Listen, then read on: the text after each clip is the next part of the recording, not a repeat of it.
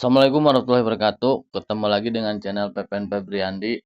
Kali ini kita akan membahas saham Samudra Indonesia yang semakin ambruk harganya ya guys. Eh, Melihat dari chart 3 tahun ini Samudra Indonesia ini, nah kalau dari chart setahun kita bisa lihat ini harga terendah waktu kemarin juga sama di tahun kemarin harga terendah menyentuh 252. Tapi kemudian rebound lagi ya ke harga 392. Sekarang ambrol lagi ke 250-an. Kenapa ini bisa terjadi? Jadi saham SMDR ini adalah saham siklikal ya. Kita harus, nah ini harga sehari, harga seminggu ini harga sebulan. Jadi kita saham SMDR ini kita harus berpacu kepada, di sini kita bisa cek di Google. Nah, ini trading economic Baltic. Jadi data Baltic. Jadi Baltic itu seperti sewa kapal ya. Nah, kita bisa lihat harga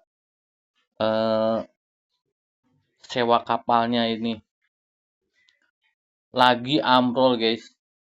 Nah, ini di 5 tahun harga sewa kapal tertingginya itu di pas corona ya. Habis corona tepatnya. Nah, di 2002 turun lagi. Di 2023-an turun. Dan sekarang pun turun. Jadi saham Samudra Indonesia ini adalah saham siklikal ya. Yang labanya itu ditentukan oleh indeks Baltic ini. Baltic Dry Index.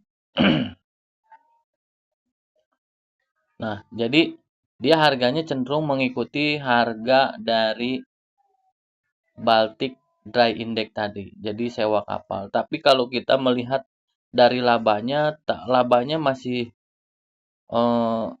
lumayan cuan ya.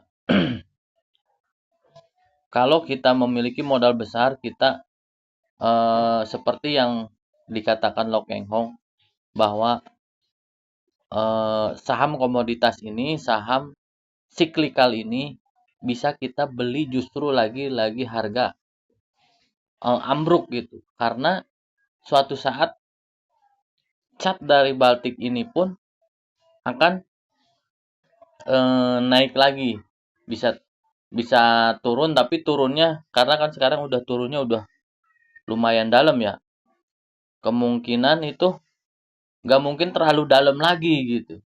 Sedangkan yang kita tahu buat penyewaan tongkang itu kontrak ya. Udah kontrak di awal. Jadi kemungkinan itu tidak terpengaruh dengan harga Baltic Dry Index ini. Untuk sewa kapal di tongkang, saya ada informasi juga bahwa sewanya itu sangat mahal ya. Sangat mahal tongkang kapal-kapal laut lah. Dan dia kontrak gitu. Jadi tidak terpengaruh oleh harga Baltic Dry Index, tetapi mungkin kalau habis kontraknya akan terpengaruh. Ketika habis kontrak terus memulai kontrak lagi, ini akan menjadi acuan buat harga kontrak berikutnya. Mungkin begitu. Tapi ibaratnya harganya udah terlalu rendah untuk Baltic Dry Index-nya ini. Ada jadi penurunannya udah terbatas gitu. Kemungkinan pantulannya bisa di bulan-bulan ke depan. Tinggal ya seperti investasi di saham siklikal, kita kalau udah masuk harga rendah udah mulai nggak, penurunannya terbatas gitu, nggak terlalu bakalan turun banget. Mengingat sewa kapal yang masih mahal. Nah ini menurut saya peluang ya. Peluang udah harganya udah turun banget. Tinggal kita proporsi dari portofolionya untuk investasi berapa persen. Tapi disclaimer on ya, disclaimer on. Jadi saya teman-teman cuan, saya nggak menikmati, teman-teman rugi, ya saya udah bilang disclaimer on. Jadi analisa kembali, ditimbang-timbang lagi potensi investasinya. Kalau melihat dari labanya itu sekarang itu diperkirakan laba 835 miliar, sedangkan market cap-nya 4,1 triliunan ya, 4,19 triliun. Jadi labanya udah hampir 20%-an. Nah, ini laba yang terbesar ini tahun 2022 nih, 3,3 triliun. Waktu emang Baltic Index-nya harganya tinggi banget ya.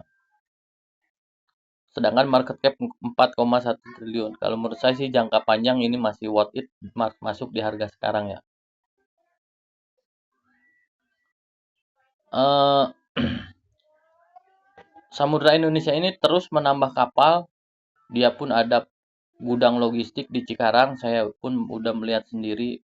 Bahkan banyak juga apa namanya cabang-cabangnya di tiap pulau itu ada.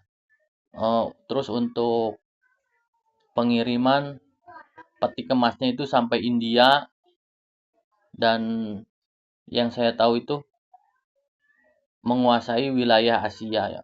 Asia. Ke Eropa itu kemungkinan belum kayaknya. Yang saya ingat itu sampai India. Mungkin di disclaimer on ya, untuk masalah-masalah untuk apa detail-detail begitu bisa cari informasi sendiri. Biasanya karena saya investnya kecil jadi tidak terlalu mendalami gitu. Nah, untuk cashnya itu sehat ya. Di quick rasionya 2,7, current rasio 2,7 juga. Kasnya 5,3 triliun. Aset 19 triliun, total liabilities 8 triliun. Utang jangka pendeknya hampir 600 M lah ya ini ya.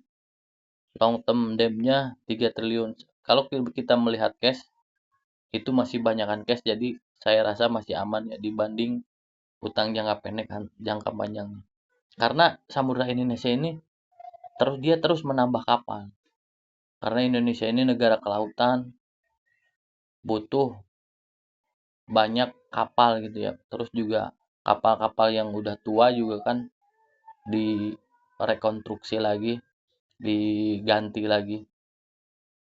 Oke, sekian dulu menurut saya peluang prospek saham Samudra Indonesia untuk saat ini. Harganya lagi turun, suatu peluang, tapi disclaimer on juga, analisa kembali, pelajari lebih detail kalau kalian masuk dalam proporsi besar. Salam cuan konsisten, jangan lupa like dan subscribe, bantu channel ini berkembang. Terima kasih.